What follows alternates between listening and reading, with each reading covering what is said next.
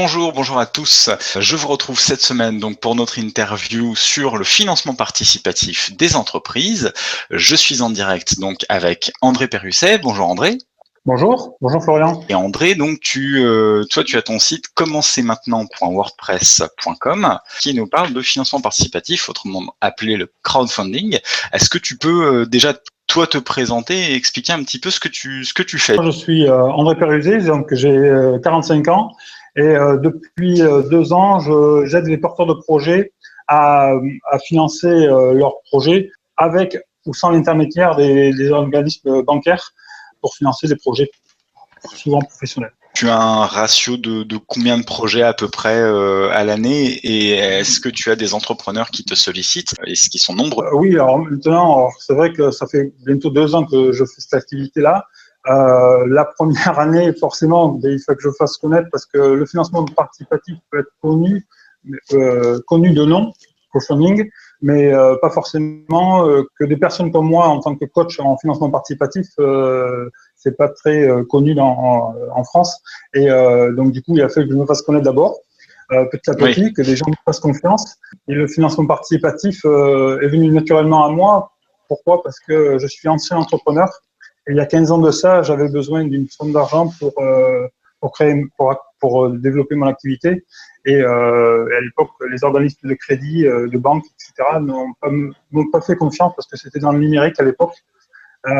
J'étais précurseur dans ce domaine et du coup, on m'avait pas pris au sérieux. Le financement participatif, quand je l'ai découvert en 2012, m'a permis d'en apprendre un peu plus sur ces méthodes-là.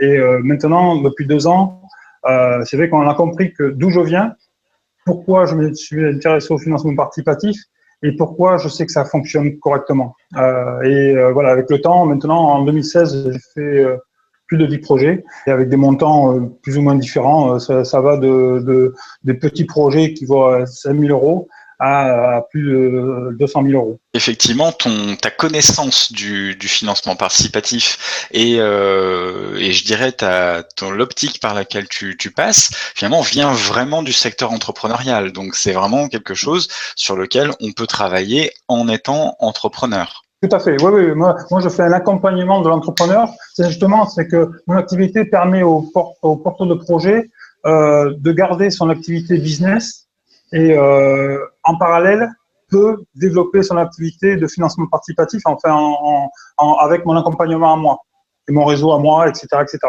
Donc, il peut garder, parce qu'une campagne de financement participatif se fait sur la plupart des plateformes, se fait entre 30 et 90 jours. Donc, c'est quelque chose qui prend beaucoup de temps pour le porteur de projet en termes de communication, relations, explications, etc.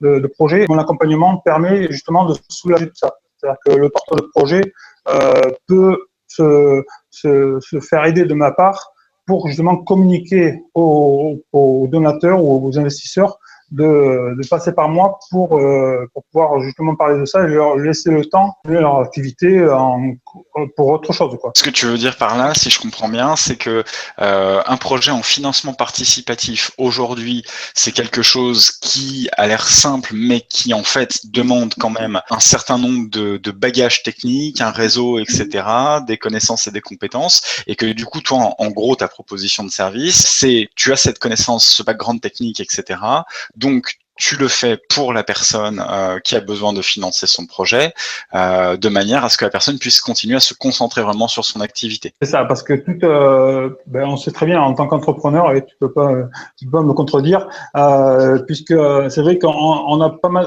on est multi-casquette et on doit s'occuper de beaucoup de choses en même temps. Parce que le financement participatif, il faut, c'est vraiment entre 30 et 90 jours, vraiment presque tous les jours sur le terrain, quoi. C'est-à-dire qu'on peut pas demander aux personnes qu'on ne connaît pas et qui ne connaissent pas, que ce soit le projet, etc., de s'investir en termes de donation sans qu'on puisse raconter son histoire. Moi, j'ai une histoire. Mon projet de financement participatif est presque venu naturellement, en fait, dû à mon ancienne entreprise. Et chaque porteur de projet qui vient me voir a souvent une histoire à me partager et à moi de partager leur histoire au plus grand nombre pour que justement ils reçoivent des aides financières en dons. C'est souvent des plateformes de dons. Est-ce que tu peux expliquer un petit peu pour les personnes qui nous regardent, à partir de quel moment, en gros, tu prends le projet de la personne, ou à partir peut-être, des fois, tu as certainement constaté que des fois, peut-être des personnes te contactaient en cours de route et il aurait mieux valu te contacter avant. Donc, à partir de quel moment les gens te contactent et peut-être à partir de quel moment où c'est souhaitable qu'ils te contactent et jusqu'où tu les accompagnes dans le cheminement de leur projet. C'est vrai que c'est vrai que ce qui se passe souvent, comme c'est une activité peu connue de ma part, de mon activité à moi, elle n'est pas très connue, donc beaucoup de porteurs de projets, comme tu l'as dit toi-même, mais le financement participatif, c'est très simple. Il faut quelques photos, une vidéo, une histoire écrite sur la plateforme et puis après communiquer de projet au plus grand nombre. Donc les gens font ça et s'aperçoivent qu'en fonction du projet et du réseau qu'ils ont, se retrouvent vite tout seul. C'est-à-dire que le porteur de projet se retrouve comment je vais faire maintenant pour que les gens je puisse communiquer correctement et tout ça. Et souvent je récupère des entrepreneurs qui ont déjà essayé sur différentes plateformes parce que je ne sais pas si tu le sais, mais il existe plus de 700 plateformes dans le monde. Oui, il y en a énormément. Dans les plus connus, il y a KissKissBankBank, il y a Ulule, il y a toute cette flopée. Voilà, Kickstarter, etc. Ben ça, c'est les plus connus. Et sur ces plateformes-là, c'est souvent des petits montants parce que c'est un temps limité, 30-90 jours. Et après, les porteurs de projets et les plateformes leur conseillent de mettre des petits montants et faire des petits paliers, faire 3 paliers diviser par 3 un projet, parce que en cas d'échec de récolte de dons, que le porteur de projet ne reçoit pas les dons reçus, il n'a pas dépassé l'objectif ou il a atteint l'objectif. Et souvent les porteurs de projet donc sont déçus par les plateformes parce qu'ils pensaient pas que c'était un peu plus difficile que ce qu'on leur fait croire souvent. Et donc je préfère que c'est vrai que le porteur de projet vienne avant me voir pour savoir quelle plateforme il doit utiliser, parce que comme il y en a 600, il n'y a pas forcément les plus connus qui sont les meilleurs. C'est mieux comprendre leur histoire à eux pour que je puisse moi me projeter dans leur histoire et pouvoir les aider le plus près possible de leur projet. Dans l'idée, le plus simple, en fait, c'est de te consulter avant de lancer un projet de financement participatif parce que, de par tes connaissances et ton analyse, tu vas pouvoir aussi déterminer quelle est la plateforme ou quelles sont les plateformes qui sont le plus appropriées à leur type de projet, comment mener le projet et communiquer dessus, comment raconter leur histoire aussi. C'est ça, c'est important. Moi, je suis un passionné de tout ce qui est économie du partage, des réseaux sociaux, etc. Et pour moi, c'est un outil formidable. Par contre, si on n'est pas capable de transmettre ses émotions, transmettre ses envies, transmettre sa passion, c'est difficile que les gens te suivent en retour. C'est pour ça que moi, je préfère les voir avant. Comme ça, si moi, je ressens de l'émotion, du partage, de la passion, de la volonté de vouloir réussir son projet, je vais être un accompagnateur fidèle et pour atteindre l'objectif maximal. Et par contre, si je vois que la personne a un doute sur son projet, a un doute sur son histoire, a un doute sur ses réussites, je vais être capable de lui montrer que c'est possible. Maintenant, je vais quand même être clair avec lui, c'est qu'on ne peut pas réussir seul dans ce type de financement. Donc, il faut vraiment être main dans la main et avancer ensemble. Moi, j'en ai parlé avant de faire cette interview. Du coup, j'en ai parlé avec différents entrepreneurs qui m'ont dit oui, mais alors le financement participatif, c'est bien quand tu as créé une super invention et tu mets ça sur Kickstarter, ou alors quand tu as des projets qui sont un peu plus tournés vers le social, ou des choses comme ça, type, voilà, en gros, tu as inventé le vrai overboard de Retour vers le futur et tu veux le financer par Kickstarter. Or, aujourd'hui, de ce que tu dis, finalement, c'est pas tout à fait ça. Du coup, qui peut venir te voir, pour quel type de projet, et est-ce que c'est forcément financer, par exemple, la création d'un produit, etc., ou est-ce que ça peut aussi être, tiens, aujourd'hui, j'ai une entreprise, pour pouvoir aller chercher de la croissance, j'ai besoin d'aller chercher des fonds, ou je peux aussi passer par le financement participatif. Avant tout, je vais te raconter une petite histoire qui m'a touché particulièrement. C'est une jeune femme de 19 ans qui est venue me voir, et qui est venue me voir. Ouais, on faisait du covoiturage, enfin économie collaborative, voilà, du covoiturage. Et en faisant du covoiturage, je lui ai parlé de mon activité et elle m'a raconté que ses parents, qui avaient à peu près mon âge, un peu plus, étaient agriculteurs depuis toujours, et puis ils avaient vraiment, physiquement, ils étaient de plus en plus mal. Elle m'a fait rencontrer ses parents. qui voulaient justement réduire rester dans l'agriculture, mais réduire leur travail, quoi. Ils m'ont raconté leur histoire et j'ai pu élaborer avec eux un projet beaucoup plus petit, leur agriculture actuelle et leur travail actuel, qui était énormément physique. Et donc, ils ont voulu faire une reconversion professionnelle tout en restant dans leur milieu qui connaît de passion, mais physiquement beaucoup moins pénible. Et ça, c'est important. Voilà, ça fait partie des histoires que j'ai souvent.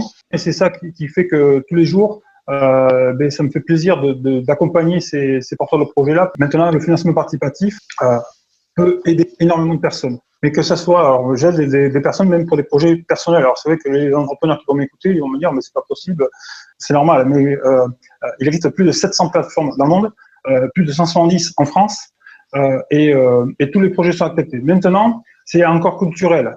On comprend pas pourquoi un porteur de projet qui a un projet différent de nôtre ou culturellement en dessous d'un autre puisse réussir.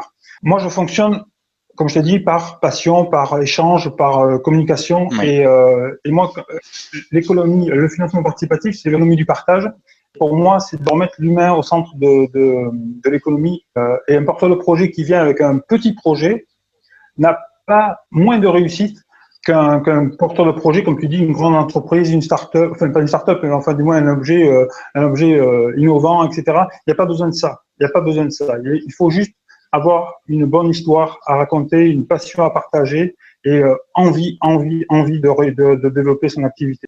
On ne peut pas rester sur le fait que c'est toujours les plus gros ou les plus chanceux qui réussissent. C'est faux. Maintenant, avec l'économie du partage, l'économie collaborative, on peut tout faire. C'est-à-dire que là, tu vois, on a un live sur YouTube, etc., ou sur Periscope, sur Facebook, partout. Et ça, il y a 10 ans de ça, on ne pensait pas que c'était possible, quoi. Donc, il existe maintenant de multiples solutions. Et dans le financement participatif, maintenant, tout porteur de projet a des chances de réussir.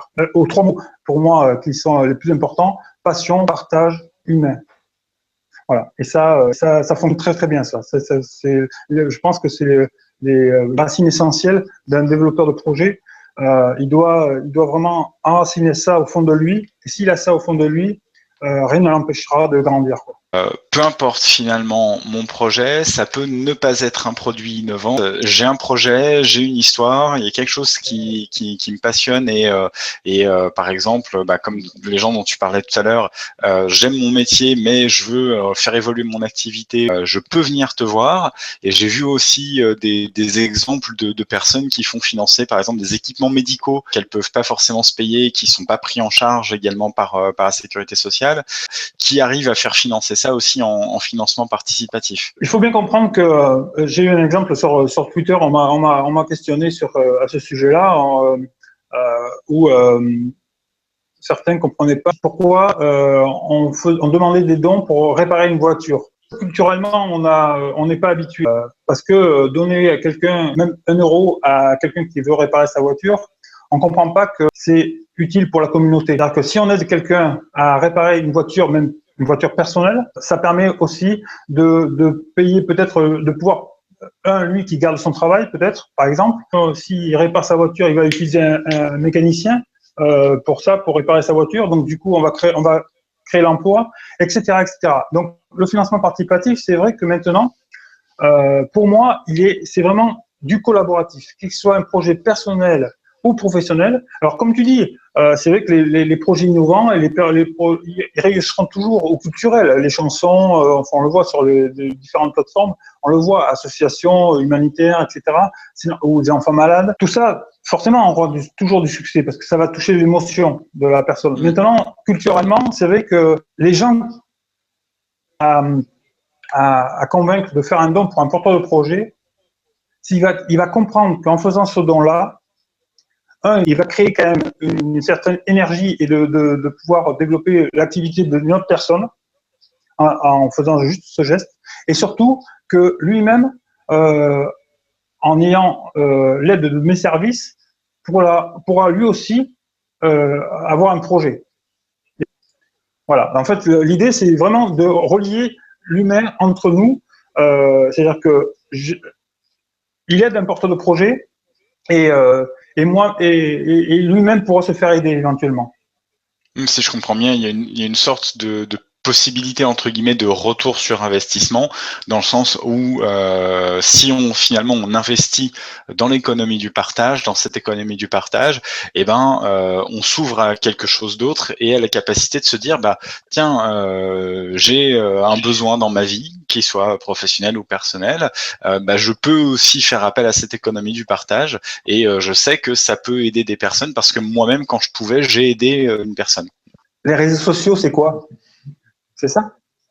C'est l'échange de connaissances entre personnes. C'est-à-dire que c'est pas question d'argent. C'est vrai qu'on a un problème avec l'argent, mais comme je t'ai dit, j'ai utilisé pas mal il y a quelques temps. J'ai utilisé pas mal Blablacar et là aussi, c'est pas qu'une question d'argent, c'est une question d'humain, quoi. Après, c'est juste le financement participatif, on parle d'argent. Et c'est là où ça commence culturellement à dépasser les limites culturelles, que la personne pense que, c'est pas possible pour l'autre, et ça sera encore moins possible pour lui. Je vais prendre mon exemple. À l'époque, en 2002, quand j'ai voulu créer mon site e-commerce, 2003, j'avais besoin de 15 000 euros pour développer mon site, etc. 15 000 euros, à l'époque, c'était quand même très difficile de les avoir, et surtout pour un projet innovant. Et les porteurs de projets que j'ai maintenant actuellement peuvent utiliser le financement participatif en complément des organismes de crédit. C'est-à-dire qu'en fait, moi, ce qui m'a manqué à moi, c'est peut-être d'avoir l'apport des 15 000 euros pour pouvoir garantir que je pouvais rembourser, etc., etc. Voilà. Et c'est ça on peut combiner les deux. C'est-à-dire que le système bancaire, aussi difficile qu'il est actuellement, on peut trouver des accords où on peut travailler ensemble. D'ailleurs, juste pour information, la plupart des plateformes les plus connues ont été rachetées par des banques. Donc bon, faut pas. C'est bon à savoir. Oui, les plus connues en tout cas, on les a citées tout à l'heure, elles ont été rachetées par des banques. Et c'est pour ça que c'est complémentaire. C'est-à-dire qu'on peut avoir un projet à 15 000 euros, mais passer par le financement participatif à 5 000 euros seulement. Et puis faire un crédit de 10 000 euros pour étaler éventuellement, voilà. Mais maintenant, voilà, c'est l'argent qui bloque la culture. C'est-à-dire qu'on a tellement été habitué égal argent, alors que c'est pas ça. Je pense qu'il faut changer juste nos habitudes et nos connaissances. On nous habituait à le travail, certes, c'est important, d'accord, pour gagner sa vie, vivre, partager, etc. Partager des connaissances. Maintenant, l'échange entre humains peut être beaucoup plus rémunérateur. Et on le voit sur les réseaux sociaux, et on le voit, il y a beaucoup de gens qui ont réussi sur YouTube ou sur d'autres plateformes, pas en parlant d'argent, en échangeant, en partageant des connaissances seulement. Et ils ont fait ça, ils n'ont pas eu l'impression de travailler. Pour avoir son projet, il faut travailler en connaissance. Moi, je pense que la personne moi, si le financement participatif, je m'y connais bien maintenant, c'est parce que pendant 3 ans, j'ai travaillé le financement participatif avant de m'y mettre. Donc, il faut travailler dur, ça c'est sûr, il faut travailler quand même. Le financement participatif est une solution financière pour aider une multitude de personnes. Et surtout, pour s'aider soi-même. Et quand la société aura compris ça, que c'est important pour tout le monde, mais indépendant des banques ou avec les banques. Les banques sont pas interdites d'abord, elles utilisent le financement participatif, comme je te dis, et surtout, elle peut être, je pense que complémentaire d'une campagne de financement participatif. Pour conclure, si aujourd'hui, je vais te laisser le carte blanche. Qu'est-ce que tu pourrais dire aux personnes qui aujourd'hui peuvent encore hésiter ou peuvent peut-être ne pas avoir envisagé cette option-là dans leur champ de vision? Qu'est-ce qu'on peut dire à ces personnes pour les convaincre avant même de franchir le pas, peut-être chose qui coûte pas forcément grand-chose, de venir te voir, de te questionner, d'essayer de creuser la question plutôt que de se dire non, c'est pas pour moi ou ça marchera pas. Me suivre sur les réseaux sociaux, c'est gratuit et ils peuvent se renseigner tout simplement aller en suivant. C'est vrai que moi maintenant, c'est vrai que j'ai je trouve étonnant le nombre de personnes qui me suivent sur les réseaux sociaux, les plateformes, etc. Pourquoi on me suit? Alors, je suis pas connu, voilà, etc. Mais pourquoi on me suit? Parce qu'en fait, je partage de la connaissance. C'est tout. Et je pense que le financement participatif va rentrer dans les mœurs, surtout va comprendre que ça peut changer le monde autour de soi, pour soi, parce qu'on va remettre l'humain au centre de, et on va pas diviser. C'est-à-dire qu'on cherche pas le financement participatif, c'est pas du chacun pour soi, c'est du tous ensemble. Et c'est ça qui est intéressant. Et je pense que le seul conseil que je peux leur donner, c'est en plus de venir me voir pour avoir des explications, mais c'est surtout d'avoir qu'est-ce qu'ils ont envie vraiment, qu'est-ce qu'ils ont envie de faire. On n'est pas inaccessible du moment qu'on arrive à se projeter dans son rêve. Et voilà, c'est pas une question d'utopie ou quoi que ce soit. C'est juste. Alors après, il faut avoir des compétences techniques, pas dans le financement participatif, mais dans son projet. Il faut travailler son. Bien sûr qu'il faut avoir des compétences dans différents domaines, mais pour le financement participatif, il faut juste avoir une énorme envie de partager son projet. Voilà. Ça, c'est intéressant. Okay. Et après, se renseigner forcément sur les techniques et les capacités à réussir, ou en passant par moi, ou en se renseignant sur le financement participatif. Et en parallèle de ton contact ou avant de te contacter, je crois qu'on peut télécharger ton e-book gratuit Demandez et vous aurez, donc sur commencezmaintenant.wordpress.com, si j'ai bien suivi. Oui, tout à fait. Oui, c'est un e-book informatif. C'est un e-book informatif et qui permet d'en savoir un peu plus sur les possibilités du financement participatif, parce que, alors là, on n'en a pas parlé parce qu'on parlait de l'entrepreneuriat, mais pour l'achat de maisons, appartements, pour tout type de projet, vraiment, que ce soit des petits ou des gros, quoi. Pas que l'entrepreneuriat. Et là, c'est vrai que c'est encore culturel, parce que quand on leur dit on peut financer une maison par le financement participatif, là, il faut en discuter. Voilà, je pense. C'est plus long, mais oui, parce que voilà, parce qu'on ne peut pas s'imaginer de donner 1 euro à son voisin. Qu'est-ce que j'ai en échange? Il faut en parler. Bon.